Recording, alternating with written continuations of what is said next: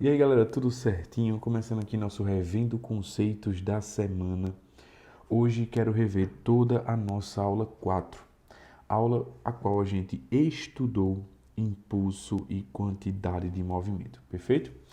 Quero caracterizar já essas duas grandezas para que a gente consiga fazer uma revisão bem prática e bem direcionada, tá?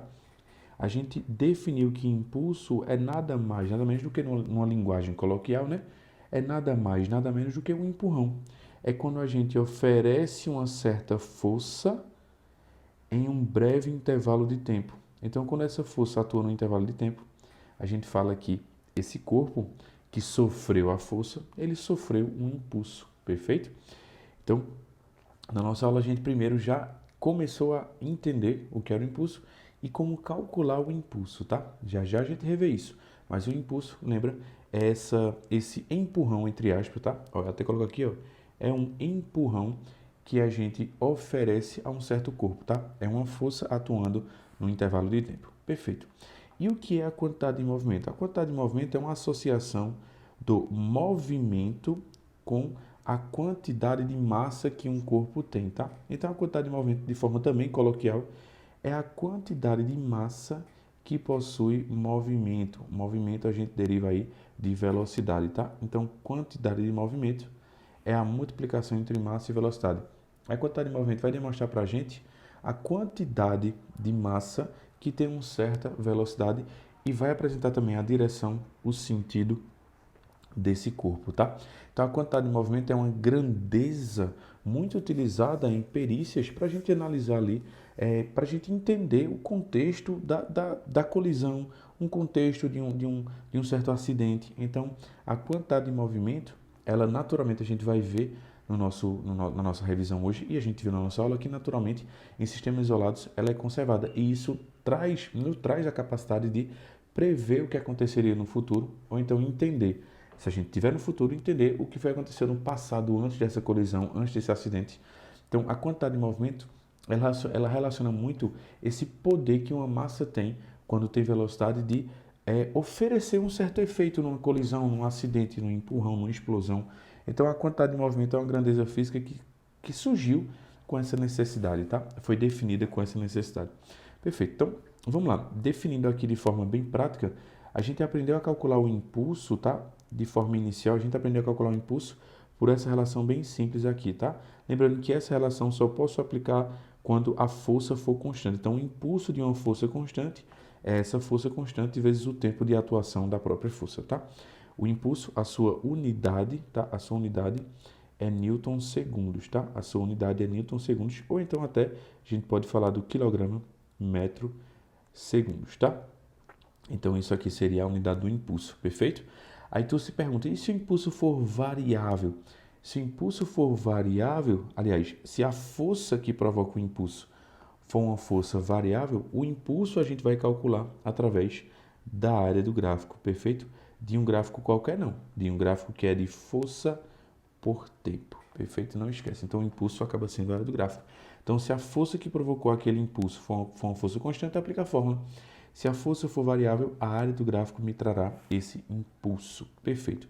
E aí eu até ensino a vocês em nossa aula a calcular algo que as questões pedem bastante, que é essa força média, tá? Como é que calcula a força média? A primeira forma de se calcular a força média, eu vou juntar as duas definições, onde impulso é a área do gráfico e onde impulso também é força vezes o tempo, certo? E aí eu passo o tempo dividindo e eu chego na relação da força média. Então, se ele te der um gráfico que representa a variação da força por tempo, eu posso pedir que você ache a força média, tá? A força média é a força que provocaria aquele mesmo impulso, tá? Perfeito. Então, esse cálculo da força média ele é bem interessante, bem importante para alguns vestibulares, tá? Em aula, até fiz esse aplicando conceitos com vocês, para que a gente entendesse melhor, onde eu calculei toda essa área do gráfico aqui, tá? E muita gente pensa que isso aqui é um trapézio, mas não é, tá?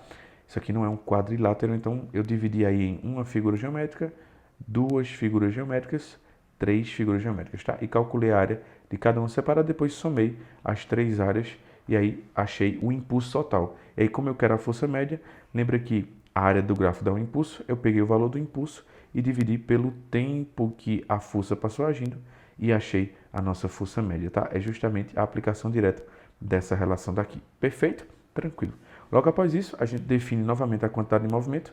Lembra que a quantidade de movimento, ela é uma associação da massa que possui uma certa velocidade, possui um certo movimento, tá? A quantidade de movimento que a gente chama de Q é uma quantidade de movimento que é vetorial, tá? Ela é massa vezes velocidade, onde a quantidade de movimento, por ser vetorial, apresenta direção e sentido, e a mesma direção e sentido da velocidade é a direção e sentido da quantidade de movimento. Perfeito? Então, de forma bem prática, calcular a quantidade de movimento aqui, a massa tem 100 kg, perfeito? E a velocidade tem 100 metros por segundo, para que a quantidade de movimento dê em quilogramas metro por segundo. Perfeito, tranquilo. E aí, eu avanço já para estudar com vocês, né, a variação na quantidade de movimento. E eu quero já te relembrar que quem provoca uma variação na quantidade de movimento, na verdade é uma força, é um impulso, perfeito? E aí a gente escreve o famoso teorema do impulso, onde aqui, ó, impulso é igual a variação na quantidade de movimento, perfeito?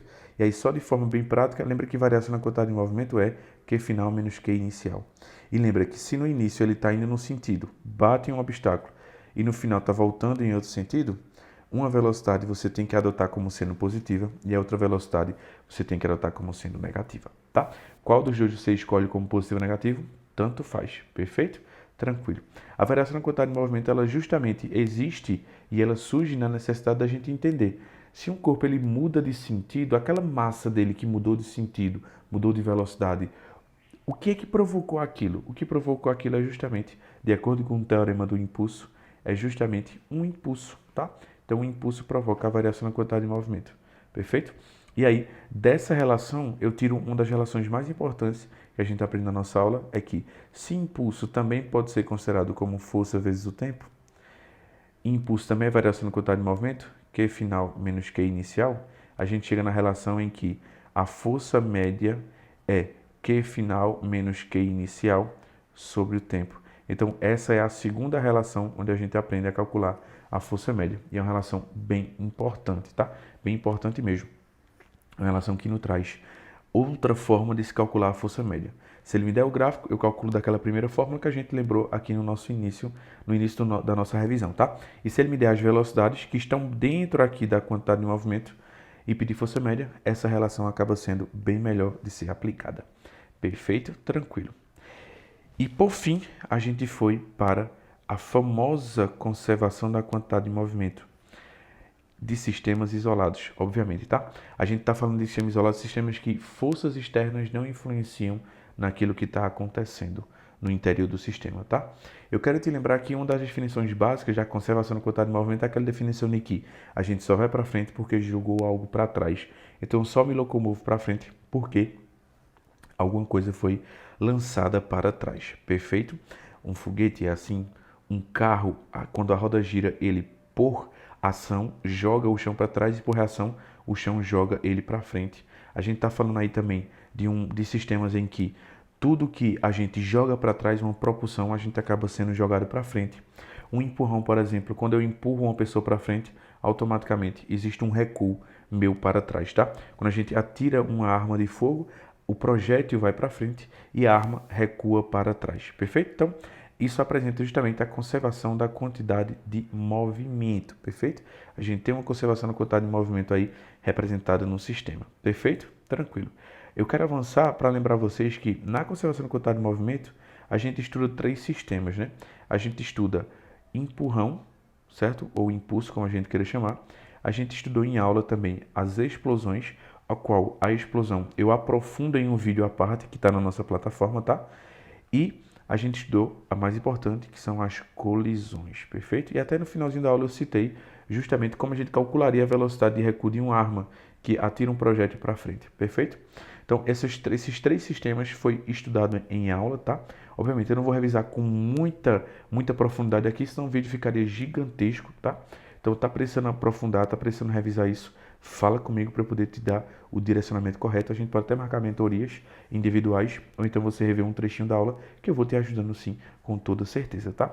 Mas lembrando, empurrão, a gente sabe que empurrão, inicialmente, os dois estão parados, tá? Não necessariamente, mas na maioria dos casos estão parados.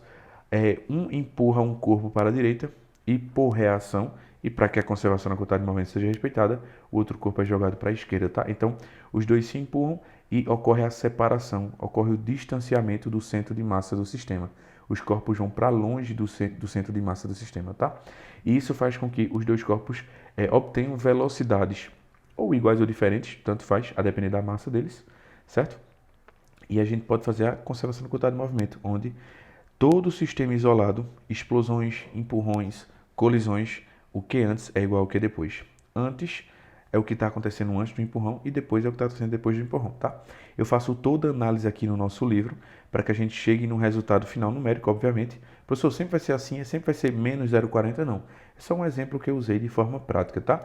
Para dar esse valor para você interpretar também o sinal que foi obtido, para que você também entenda como tudo foi proposto, tá? Então, faça a leitura desse trecho no livro para que você fique por dentro, tá? Mas lembra, empurrão ou impulso, dois corpos se empurram, um vai para a direita, outro vai para a esquerda, tá? Perfeito. Aí, explosões, obviamente, eu vou aprofundar bastante no vídeo que já está na plataforma, tá? Que eu posto na semana que a aula online foi postada, eu também posto nosso vídeo aí de explosões e aprofundamento, tá? Obviamente, nesse vídeo eu aprofundo bem mais. Em aula eu só citei por cima, tá? Mas no vídeo eu aprofundo bem mais. Lembrando que explosões, ele vai acontecer uma conservação da quantidade de movimento no eixo X e no eixo Y, tá? Em aula, em aprofundamento de aula, eu vou definir isso com mais detalhes com vocês, tá? E por fim, as colisões. Quero lembrar os tipos de colisões, tá? São 3 tipos, certo? A perfeitamente elástica, ou simplesmente chamada de elástica, tá? Perfeitamente elástica. A parcialmente, tá? A parcialmente elástica ou parcialmente inelástica, como você queira chamar, tá? A parcialmente, certo? E também eu tenho aí a totalmente, ou como você queira chamar, a inelástica, tá? Na perfeitamente elástica, a gente sabe que a quantidade de movimento se conserva, tá? Que antes é igual que depois. E a energia mecânica se conserva. A energia mecânica antes é igual a energia mecânica depois, tá? Quando a gente fala das parcialmente, a quantidade de movimento antes é igual à quantidade de movimento depois também, mas a energia mecânica do início é maior do que a energia mecânica do final. Ou seja, a energia mecânica é perdida, ela não é conservada. E a inelástica, ela tem a mesma definição. O que antes é igual ao que depois. A conservação da quantidade de movimento, ou momento linear, né, como algumas questões chamam, é a mesma para todos os três, tá? Mas a energia mecânica ela só se conserva na primeira, na perfeitamente. Nas outras, a energia mecânica acaba sendo inicial sempre maior do que o final. Ou seja, ele perde energia mecânica na colisão, tá? Lembra que a parcialmente elástica bate e volta, tá? Na parcialmente elástica e na perfeitamente elástica, a gente vai ter basicamente o mesmo processo de bater e voltar, tá? Mas a parcialmente elástica existe uma perda de energia, certo? E na inelástica, a gente vai ter antes eles estão separados e depois, quando eles batem, eles não voltam, eles andam juntos, tá? Então, na perfeitamente elástica, batem e voltam, antes estão separados e depois estão separados. E na inelástica, antes estão separados e depois estão juntos. Perfeito? No nosso livro aqui, eu até falo, sim, uma coisa importante, né, para a gente relembrar, do coeficiente de restituição, a perfeitamente elástica 1, a parcialmente entre 0 e 1, e a inelástica o coeficiente é igual a 0, tá? Para calcular o coeficiente, a gente vem para esse ponto aqui, mas obviamente vestibulares como o Enem, eles não vão te pedir para calcular o coeficiente de restituição, tá? Eles vão pedir basicamente que você, se for perguntado a você, você entenda qual é o valor do coeficiente de restituição para cada colisão, tá? Lembra que a elástica, a restituição, ela é perfeita. Na parcialmente, a restituição, ela não vai acontecer de forma perfeita e na inelástica não tem restituição, eles andam juntos a partir do momento da colisão, tá?